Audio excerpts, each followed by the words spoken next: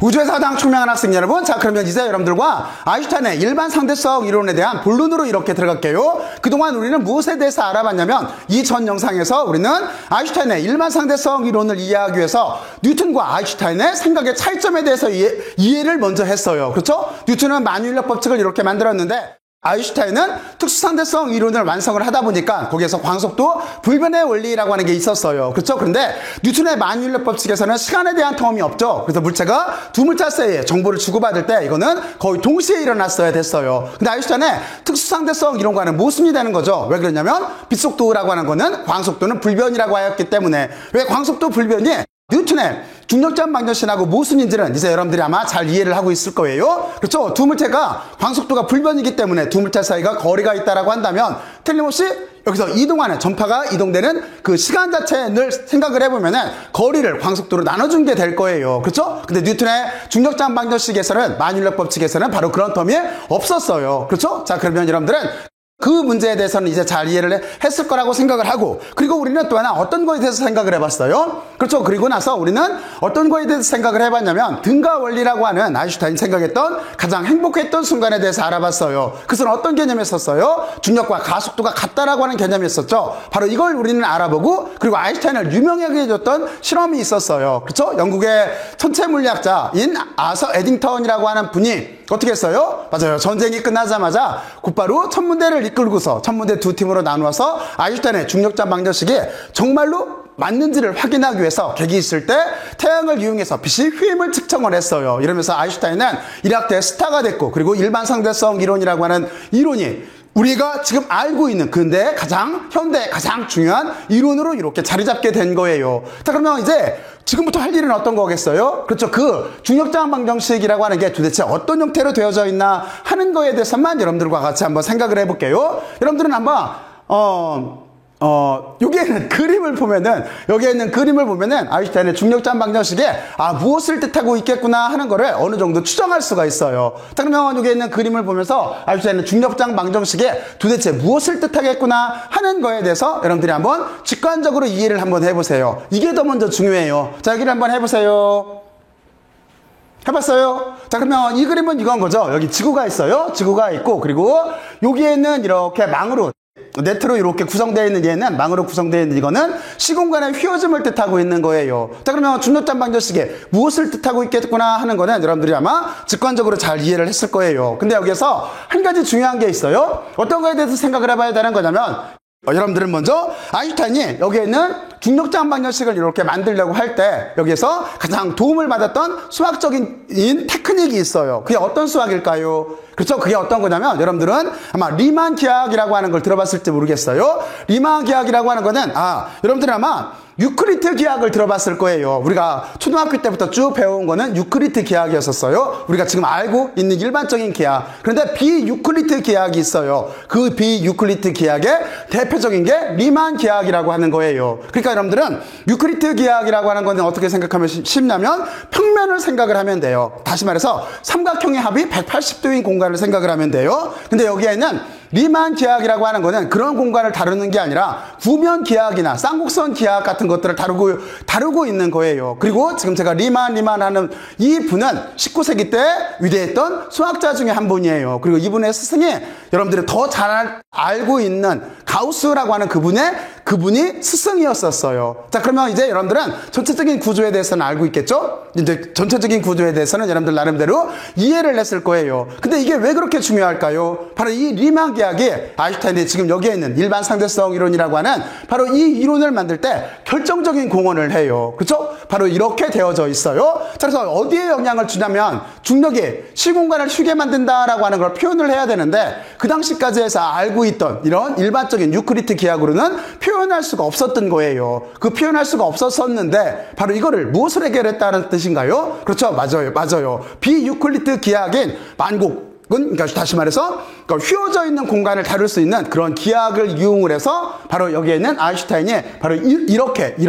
중력장 방정식을 뉴턴의 만유인력 법칙에서 바꿔놔요. 그리고 여기에 공헌을 준 사람은 누구냐면은 아인슈타인이 대학교 다닐 때, 쭈리히 공과대학에 다닐 때 친구였던 그루스만이라고 하는 친구가 여기에 아이디어를 이렇게 제공을 해줘요. 너가 이런 공부를 하면은 아마 지금 네가 궁금해하고 있는 이런 문제를 해결할 수 있겠구나, 있을 수도 있구나 하는 아이디어를 제공을 해줘요. 여러분들은, 그로스만은 누구냐면, 그 그로스만은 여러분들이, 제가 아인슈타인이, 대학교를 마치고 나서 취업을 못했을 때 친구의 아버지가 소개를 해줬다고 했잖아요. 그 친구가 바로 아인슈타인의 대학교 때 같은 실험실 동료였던 그로스만이에요. 그 그로스만. 자, 그러면 어쨌든 그쪽에서 아이디어를 제공을 해줘서 네가 한번 리만 기하학이라고 하는 걸 공부를 해보면은 이 문제를 해결할 수 있을지도 모른다라고 하는 그 소리를 듣고 아인슈타인은 그때부터 비유클리드 기하학에 전념하게 돼요. 그리고 그 비유클리드 기하학에 대해서 생각을 해본 다음에 바로 여기에 있는 중력점 방정식이라고 하는 거를 이렇게 완성하게 되어져 있어요. 구조는 이런 식으로 되어져 있어요. 자, 그러면 여러분들은 여기까지 잘 이해를 했을 거라고 생각을 하고, 자, 이제 이렇게 놓고 나서 이제 여기에다가 아인슈타인이 썼던 중력점 방정식이라고 하는 결과만을 딱 한번 써볼게요. 자, 그러면 그 결과는 다음과 같이 이렇게 돼요. 자, 한번 여기를 한번 보세요. 뭐가 보이나요? 여기 이해할 수 있어요? 자, 그러면 여러분들은 이 중력점 방정식이라고 하는 걸 이해를 하려면 여기서 또 하나 텐서라고 하는 개념에 잠깐만 보고 들어가야 돼. 알고 들어가야 돼요. 텐서라고 하는 거 들어봤어요? 텐서라고 하는 거는 여러분들이 어떻게 생각하면 쉽냐면, 텐서라고 하는 거는 물리학 입장에서 보게 되면은 어떻게 접근을 할 수가 있냐면, 여기는 0차 텐서, 1차 텐서, 2차 텐서, 3차 텐서 이렇게 부르는데, 그런데 예를 들어서 생각하면 쉬워요. 그러니까 0차 텐서라고 하는 거는 여러분들이 스칼라 벡터 배웠잖아요. 스칼라 벡터라고 하는 개념을 알고 있을 거예요. 그래서 0차 텐서는 질량 같은 스칼라량을 뜻하는 거예요. 스칼라를 우리가 0차 텐서라고 하는 거예요. 그러면 1차 텐서는 뭐겠어요? 1차 텐서라고 하는 거는 여기는 벡터라고 하는 거예요. 벡터. 속도 같은 것들을 우리가 1차 텐서로 이렇게 취급할 수가 있어요. 그러면 2차 텐서는 어떻게 되는 거냐면, 2차 텐서는 여러분들 매트릭스라고 하는 행렬 들어봤죠? 행렬 같은 구조를 가지고 있는 게 2차 텐서예요. 그리고 또는 크로니커 델타라고 하는 거 아나요? 이렇게 크로니커 델타라고 기호를 쓰는 바로 그런 것들이 2차 텐서라고 부르는 거예요. 그리고 3차 텐서는 여러분들이 들어봤을지 모르겠는데 르비치비 심볼이라고 하는 게 있어요. 그 심볼이 있는데 바로 그런 식 구조가 우리가 3차 텐서라고 하는 거예요. 그러니까 여러분들은 그냥 지금과 같이 예를 들어서 텐서에 대해서 일단은 간단하게만 그 개념들을 이렇게 정리를 해놓길 바래요. 그러니까 여기서 보게 되면은 여기에는 얘들이 텐서예요. 그리고 얘도 텐서예요. 자, 그러면 여기 구조에 대해서만 간략하게만 보죠. 어떤 의미인가 하는 거. 여러분들은 일단은 등호를 중심으로 양변을 나눠서 생각을 해야 돼요. 자, 그러면 일단은 의미에 대해서만 먼저 잠깐 한번 보죠. 먼저 여기 보면은 여기는 리치 텐서라고 하는 거예요. 그리고 여기에 있는 R은 리치 스칼라라고 하는 거예요. 그리고 여기에는 얘를 신경을 써야 되는데 여기가 측량 텐서 또는 계량 텐서라고 해서 여기가 시공간의 구조를 뜻하고 있어요. 다시 말해서 시공간이 얼마나 휘어졌니 하는 그 공률을 포함하고 있는 텐서예요. 그리고 요게 등호가 있는데, 그렇죠? 등호가 있는데 이만큼 양을 합쳐서 여기를 우리가 아인슈타인 텐서라고 하고 여기를 G 뮤뉴라고 읽어요.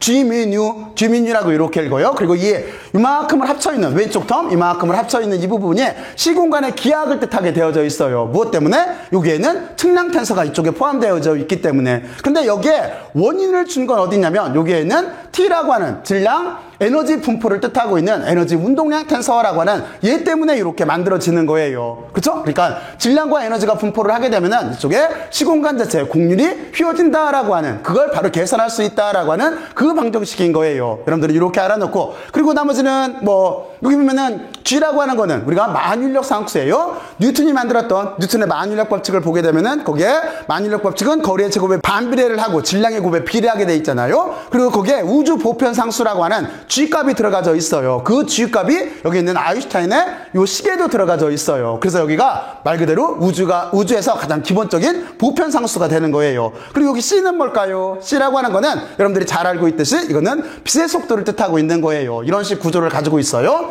자, 그래서 이거를 의미를 종합적으로 살펴보게 되면 어떻게 되는 거냐면 다음과 같아요. 일단은 오른쪽 여기에 T미뉴라고 하는 여기가 있기 때문에 질량 에너지 분포를 뜻하고 하는 부분이 있기 때문에 여기가 시공간에 이렇게 에너지가 질량과 에너지라고 하는 건 살짝 같은 개념이잖아요. 그러니까 시공간에 에너지가 어떻게 퍼져 있게 되면은, 존재를 하게 되면은 이쪽에 보면은 아인슈타인 텐서가 있어요. 아인슈타인 텐서가 시공간의 기하학을 뜻한다고 했잖아요. 그러니까 시공간의 구조가 이렇게 정해지는 거예요. 그러니까 간단하게 말하면 질량이나 에너지가 있으면은 그러면 여기가 시공간의 구조를 결정을 할 수 있다라고 하는 뜻인 거예요. 그리고 나서 나머지 어떻게 되는 거냐면 빛 같은 거는 구분 시공간의 최단 경로를 따라서 이렇게 움직일 수 있다라고 하는 거예요. 그러니까 빛뿐만이 아니라 실제는 물체도 마찬가지예요. 물체도 그러니까 지구가 있고 달이 도는 이유나 태양이 있고 지구가 도는 이유도 이거로도 다 설명할 수가 있어요. 그게 여기에 있는 이 그림하고 같은 거예요. 바로 이런 식으로 전체적인 구조를 이렇게 가지고 있어요. 자, 그러면 여러분들이 여기에서 다음과 같은 내용에 대해서 다시 한번 스스로 한번 정리들을 한번 해보세요.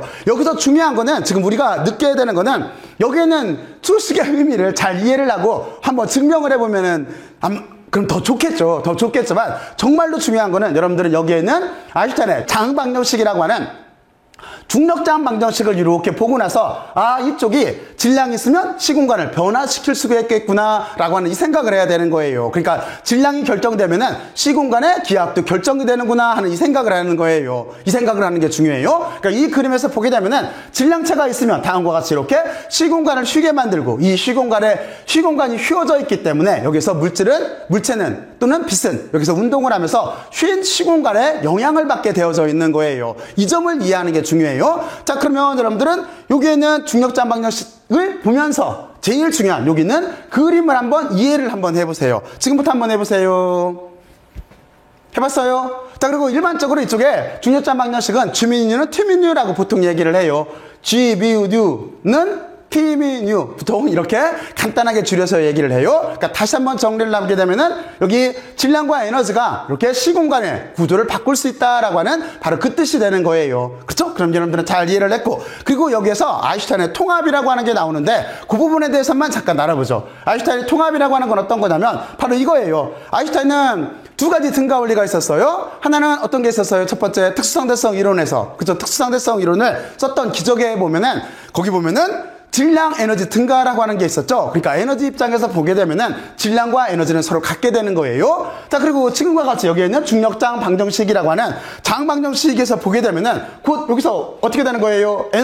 에너지가 곧 뭐예요? 시공간을 조종할 수가 있는 거죠. 그러니까 에너지하고 시공간도 같다라고 해서 다음과 같이 이렇게 개념 자체가 뉴턴하고 다르게 이렇게 만들어지게 되어져 있어요. 여러분들도 여기에는 이렇게 질량과 에너지 그리고 시공간이 서로 같은 의미구나 하는 걸 한번 이해를 해보면서 이 장에 대해서 스스로 한번 정리들을 한번 해보세요. 지금부터 한번 해보세요. 해봤어요? 자, 그러면 여러분들은 G미뉴는 T미뉴라고 하는 장 방정식에 대해서 이해를 했고, 자, 그러면 여기서 빛의 경로에 대해서만 한번 생각을 해볼게요. 빛이 만약에 여기서 이렇게 쭉 올 때 만약에 여기에는 지구가 시공간을 휘지 않는다면 이쪽에 관찰자가 있다라고 한다면 직선으로 올 거예요. 하지만 다음과 같이 이렇게 지구가 시공간을 휘어놨기 때문에 여기서부터 오는 빛은 그렇게 되지가 않고 여기에는 공류를 따라서 이렇게 휘어져서 움직이게 되어져 있어요. 그러니까 여러분들이 제가 전 동영상에서 여러분들한테 설명을 했던 것처럼 에딩턴 실험에서 빛의 휘임을 관찰했다라고 되어져 있는데 실제는 빛은 직진을 한 거예요. 직진을 했는데 시공간이 다음과 같이 이렇게 휘어져 있기 때문에 빛이 마치 휘어지는 것처럼 이렇게 보이는 거예요. 그 점에 대해서 하나 여러분들 꼭 한번 잘 생각들을 해보고 인지들을 해놔야 돼요. 자, 그러면 여러분들은 여기까지 이렇게 잘 이해를 했을 거라고 생각을 하고, 자, 이제 우리는 여기서 넘어가서 이제 정리를 한번 해보죠. 그러면 이 결과는 아인슈타인은 어떻게 받아들였을 것 같아요? 이렇게 자기가 이런 결과를 냈어요. 그리고 나서 어떻게 했어요? 그렇죠. 아인슈타인은 생각을 했을 때 다음과 같은 거예요. 좀 극단적으로 말하면 뉴턴이 틀렸다는 거예요. 우리가 그동안 정말로 어떻게 보면 신봉해왔던 만율력 법칙이라고 하는 게 사실은 틀렸다라고 하는 거예요. 만율력 법칙에서는 어떻게 생각을 해요? 물체가 서로 이렇게 지구가 물체를 당긴다고 생각하는 거잖아요. 그렇죠? 지구가 그 물체를 당기는 힘이 있다라고 생각을 하고 있는데 실제는 그게 아닌 거예요. 실제는 질량이 시공간의 구조를 변경을 시킨 거예요. 변화를 줬던 거예요. 바로 여러분들은 먼저 그 점에 대해서 잘 이해를 해야 돼요. 자, 그래서 여기 보면은 이렇게 뉴턴이 있어요. 뉴턴이 있고 뉴턴은 사과가 지구가 당겨서 떨어진다라고 하는 식으로 중력이라고 하는 걸 해석을 했는데 근데 실제는 그게 아니고 여기 있는 것처럼 이렇게 지구가 주변 공간을 휘게 만드는 거예요. 휘게 만들고 여러분들이 여기서 머릿속으로 한번 생각을 해봐요. 여기에다가 만약에 이렇게 생각을 하면 쉬워요. 여러분들이 얇은 고무판을 생각을 해요. 머릿속으로 상상을 해요. 사고 실험을 해요. 얇은 고무막을 하나 생각을 해요. 거기에다가 여러분들이 만약에 탁구공 폭을 놨어요. 그럼 어떻게 될까요? 아마 틀림없이 탁구공은 질량이 작기 때문에 막을 약간 아래쪽으로 휘게 될 거예요. 이렇게 휠 거예요. 근데 여러분들이 만약에 그 옆에다가 볼링공을 딱 놨어요. 그럼 어떻게 될까요? 볼링공은 무겁기 때문에 그 막을 이렇게 크게 휠 거예요. 그럼 어떻게 되겠어요? 여기 있던 탁구공은 아래쪽으로 뚝 하고 떨어지게 되겠죠? 무엇 때문에? 시공간이 휘었기 때문에. 바로 이런 식으로 생각을 하면 돼요. 자, 그리고 또 하나, 원운동은 어떻게 생각을 하냐면, 인공위성이 이렇게 돌던, 아니면은 지구주위에서 달이 돌던, 아니면 지구가 태양을 돌던 하는, 여기는 어떻게 생각하면 되는 거냐면, 여러분들이 이렇게 시공간이 휜 이런 공간 내에다가 어떤 물체를 여기서 이렇게 던졌다라고 생각을 해봐요. 그러면 틀림없이 머릿속으로 상상할 수가 있을 거예요. 얘는 밑으로 뚝 떨어질 수도 있지만 약간 비껴 들어가게 되면은 이 주위를 타고서 이렇게 돌 거예요. 그쵸? 여러분 이해 갔죠? 바로 그런 식으로 이렇게 생각을 하면 돼요. 그러니까 여러분들이 사고 실험을 조금만 이렇게 하면은, 조금만 하게 되면은, 실제는 지구가 물체를, 그러니까 다시 말해서 사과를 떨어뜨리는 게 아니라 다음과 같이 이렇게 질량체가 시공간을 휘게 만들고, 그리고 물체는, 거기에 영향을 받는 물체는, 그러니까 그 물체는 시공간의 힘의 영향을 받아서 움직이는구나 라고 하는 거를 여러분들은 이제 잘 이해를 할 수가 있을 거예요. 그걸 말로 정리하면 이렇게 돼요. 어떻게 되는 거냐면, 여기에 있는 것처럼 어떻게 되는 거냐면, 질량은 시공간을 휘게 만들고, 여기 있는 질량은 여기는 이렇게 망으로 되어 있는 게 시공간이에요. 시공간을 이렇게 휘게 만들고, 그리고 물체는 구분 시공간의 최단 경로를 따라 움직이게 되어져 있는 거예요. 그 물체 입장에서. 그러니까 최단 경로는 실제는 직선이겠죠. 그러니까 직선으로 움직이려고 하더라도 공간이 휘어져 있기 때문에 휜 것처럼 보이는 거예요. 바로 이렇게 하나를 여러분들은 정리를 해놓으면 돼요. 자, 그러면 여러분들은 두 그림을 이렇게 비교해 보면서 뉴턴과 아인슈타인의 사고의 차이점을 이해를 하고, 그리고 또 하나, 시간 공간이 별도로 여기는 뉴턴처럼 떨어져 있는 게 아니라 아인슈타인은 일반 상대성 이론을 통해서 시간과 공간을 하나로 묶어서 시공간으로 만들어 놨어요. 그리고 그 시공간은 질량에 의해서 영향을 받게 되어져 있어요. 자, 그러면 여러분들은 바로 그렇게 생각을 한번 해서 여기 있는 그림에 대해서 한번 이해들을 지금부터 다시 한번 해보세요. 지금부터 한번 해보세요. 해봤어요? 틀림없이 여러분들은 아마 잘 이해를 했을 거예요. 자, 그러면 여러분들은 여기까지 이렇게 잘 이해를 했을 거라고 생각을 하고, 자, 이제 여기에서 어떤 생각을 해야 되는 거냐면, 이제 아인슈타인 생각을 잠깐 봐야 돼요. 그래서 여러분들은 이렇게 중력장 방정식을 만들어 놓은 아인슈타인이 도대체 어떻게 이제 사고가 전개되어 나가나 하는 그 점에 대해서만 잠깐 신경을 쓰죠. 여기에 우리는 우주상수라고 하는 게 나와요. 여러분들은 우주상수의 입장에서 초점을 맞춰서 여기를 한번 생각해 보면 돼요.